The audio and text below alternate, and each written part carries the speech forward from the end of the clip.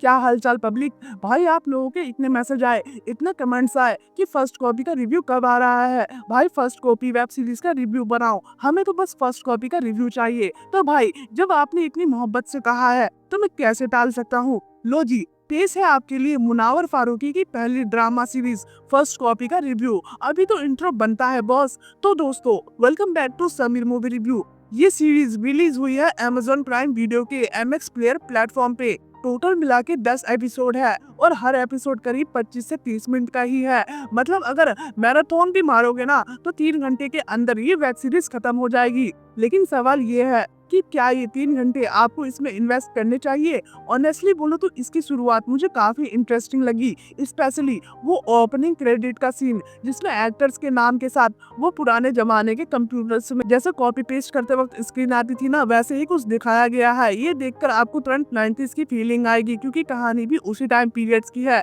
लेकिन अगर स्पेसिफिकली इस वेब सीरीज की बात करूं तो भाई पहले 3 एपिसोड देखने के बाद तो मैं बस यही सोच रहा था कि ये मैं क्या देख रहा हूँ। सीरियसली कुछ भी ऐसा नहीं था जिसको देखकर मुझे आगे के एपिसोड देखने का मन करे। ना कोई जबरदस्त ओपनिंग सीन, ना किसी एपिसोड के एंड में कोई ऐसा ट्विस्ट जो आपको अगला एपिसोड देखने के लिए मजबूर करे। लेकिन आपकी रिक्वेस्ट जो पूरी करनी थी तो मैं देखता चला गया और सच बताऊं तो धीरे धीरे इसमें इंटरेस्ट बढ़ने लगा। तीसरे एपिसोड के एंड तक सीरीज ने वो रफ्तार पकड़ ली जो चाहिए थी और फिर जो भी सीन्स दिखाए गए वो मीनिंगफुल लगने लगे। कहानी है आरिफ नाम के एक लड़के की जिसका रोल मुनावर फारूकी ने निभाया है। वो छोटे मोटे काम करके अपना गुजारा करता है, लेकिन उसमें टैलेंट है कॉपी करने का, जिसकी वजह से वो गानों की कैसेट्स बनाता था। लेकिन एक दिन चोरी पकड़ी गई और वो जेल की हवा खा गया। लेकिन भाई वो तो है ही जादूगर। जेल से निकलने के बाद एक दिन उसके दिमाग में एक और आइडिया आता है जिसकी वजह से वो बना देता है किसी भी नई रिलीज मूवी की फर्स्ट कॉपी,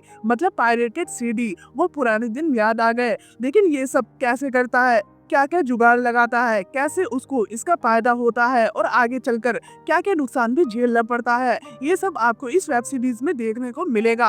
अब देखो, कहानी के सेंटर में है पायरेसी जो आजकल कुछ ज्यादा ही बढ़ रही है। कुछ लोगों तो फिल्म की रिलीज होने से पहले ही उसको लीक कर देते हैं। अभी सिकंदर के साथ भी वैसा ही हुआ था। और ये सब क्यों और कैसे होता है, इसका हल्का फुल्का आइडिया आपको इस वेब सीरीज से मिल जाएगा। और बहुत सारी ऐसी भी जनता है जिनके पास इतने बजट नहीं होता कि वो थिएटर में जाकर फिल्म देख सके। इस वजह से वो लोग ऐसे ही एक तरीके से फिल्म का मजा लेते हैं और इसी का फायदा उठाती है पायरेसी। इसको भी इस सीरीज में काफी अच्छे से दिखाया गया है। लेकिन जैसा कि मैंने पहले कहा, क्या आपको 3 घंटे इसमें लगाने चाहिए? तो मेरा जवाब है, अगर आप में इसके शुरुआत 3 एपिसोड झेलने का सब्र है तो हाँ, क्योंकि वेब सीरीज ओवरऑल बुरी तो नहीं है। कहीं कहीं पर कुछ सीन्स थोड़े से इलॉजिकल जरूर लग सकते हैं जिसको अगर आप पॉइंट आउट करने बैठोगे तो बहुत लंबी चर्चा शुरू हो जाएगी। खैर, इसमें बहुत दिनों बाद गुलशन ग्रोवर जी दिखे और उनकी एक्टिंग तो हमेशा की तरह कमाल की है। एक्चुअली मैं तो मुन्नावर फारूकी की एक्टिंग से भी इम्प्रेस हुआ। उन्होंने अपने रोल को काफी अच्छे से निभाया है। उनके डायलॉग्स भी बहुत अच्छे लिखे गए हैं और उनकी डायलॉग डिलीवरी तो वैसे भी कमाल की है। वो तो स्टैंड अप कॉमेडियन और शायर जो है। तो सब कुछ देखने के बाद मेरी तरफ से इस सीरीज को मिलते हैं 3 आउट ऑफ 5 स्टार। ये सीरीज फैमिली के साथ देखने लायक तो बिल्कुल भी नहीं है। इसमें गालियां भी हैं और एक किसिंग सीन भी।